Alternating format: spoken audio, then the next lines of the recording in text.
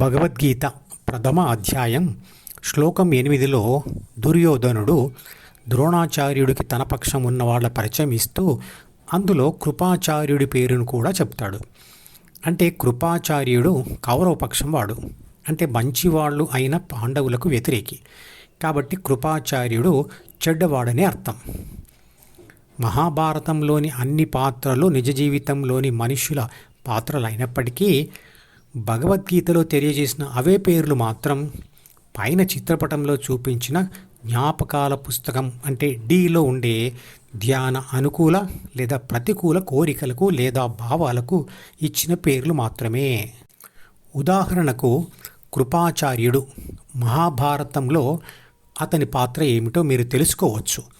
కానీ ధ్యాన దృక్పథంతో చూస్తే కృప అంటే దయ, అది డీలో ఉండే ఒక భావం.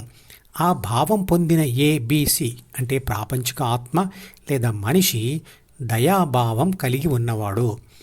కృప యొక్క ఆచరణమే కృపాచార్యుడు, అంటే దయ చూపించేవాడు. మరి దయ చూపించేవాడు చెడ్డవాడు ఎలా అవుతాడు?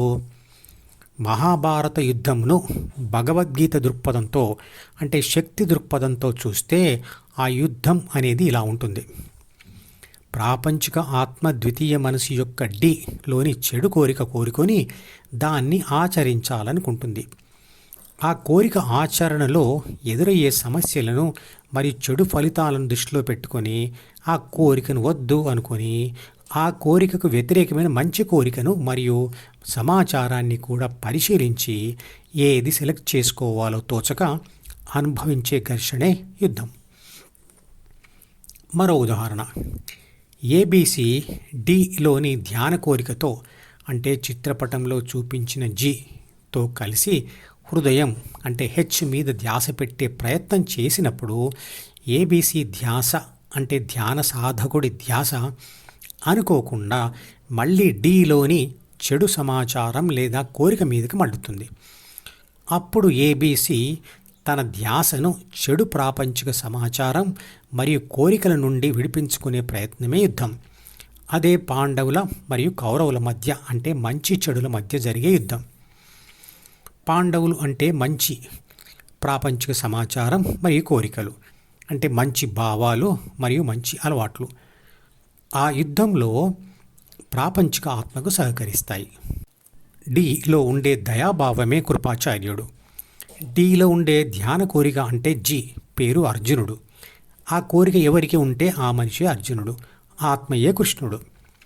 కౌరవులు అర్జునుడికి వ్యతిరేకి కాబట్టి కౌరవ పక్షం వాడైన కృపాచార్యుడు కూడా అర్జునుడికి అంటే ధ్యాన కోరికకు వ్యతిరేకి. అంటే దయ చూపించడం అనే లక్షణం ధ్యానానికి వ్యతిరేకం. ఇది నమ్మడానికి వీలుగా లేదు.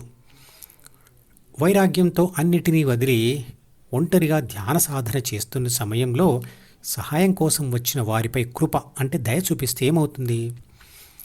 భౌతిక దృక్పథంతో చూస్తే దయ చూపించడం గొప్ప విషయమే.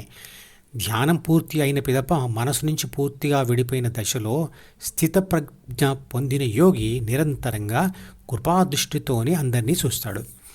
కానీ ధ్యాన సాధన పూర్తి కాకముందు అంటే సాధనా కాలంలో ఒకరి మీద కృప చూపిస్తే అంటే దయ చూపిస్తే ఆ దయ వల్ల లాభం పొందిన వ్యక్తి స్థానంలో వందల వేల వ్యక్తులు దయను అర్థిస్తారు. అందువల్ల సాధకుడి ధ్యానానికి నష్టం కలుగుతుంది.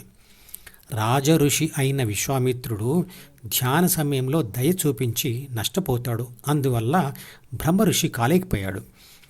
కాబట్టి ధ్యాన సాధన సమయంలో కృప అనే భావాన్ని అది మంచిది అయినప్పటికీ దానిని వదిలించుకోవాలి అంటుంది భగవద్గీత.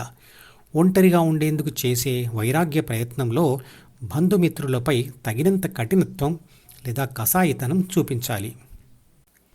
జ్ఞానంలో అభివృద్ధి సాధించిన కొద్దీ స్థితప్రజ్ఞ పొందే వరకు మంచి అయినా చెడు అయినా అన్ని ఆలోచనలను, కోరికలను, భావాలను, బంధాలను మొత్తం ప్రపంచాన్నే తిరస్కరించి ధ్యానం చేయాలి అని అర్థం. మధుపదం యూట్యూబ్ ఛానల్లోని ప్రతి వీడియోకి ఒక నెంబర్ ఇవ్వబడింది. 1వ నంబర్ వీడియో నుండి మొదలుపెట్టి వరుసగా చివరి వీడియో వరకు చూస్తేనే ఆత్మశాస్త్రం సంపూర్ణంగా అర్థమవుతుంది. ఈ వీడియో డిస్క్రిప్షన్లో ఉంచిన మధుపదం ప్లేలిస్ట్ లింక్ ద్వారా అన్ని వీడియోలు వరుసగా చూడవచ్చు.